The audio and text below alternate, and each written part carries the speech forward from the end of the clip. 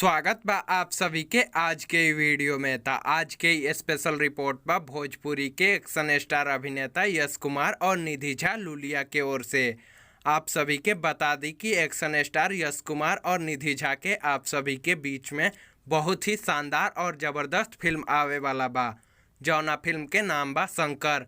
Film के 3 गो first look poster कुछ दिन पहले ही सोशल मीडिया के माध्यम से रिलीज कर देहल गईल रहा और चौथा फर्स्ट लुक पोस्टर भी सोशल मीडिया के माध्यम से रिलीज कर देहल गईल बा, जौना के आप लोग स्क्रीन पर देख सकतनी। इस फिल्म में आप सभी के यश कुमार और निधि झा के शानदार जोड़ी देखे के मिली।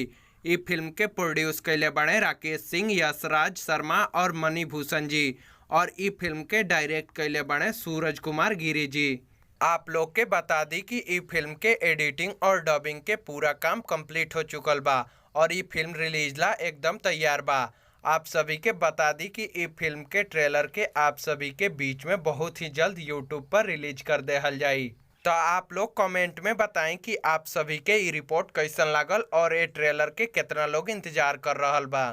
तो आज के वीडियो में बस इतना ही। उम्मीद बा कि वीडियो आप सभी के पसंद आयल हो। वीडियो के देखे खातिर आप सभी के बहुत बहुत धन्यवाद। अगर वीडियो पसंद आयल तो वीडियो के लाइक कर दी, शेयर कर दी, और चैनल पर नया बानी तो रोज ऐसा खबर सबसे पहले देखे खातिर हमनी के चैनल के सब्सक्राइब कर ली और घंटी के बटन के दबा दी।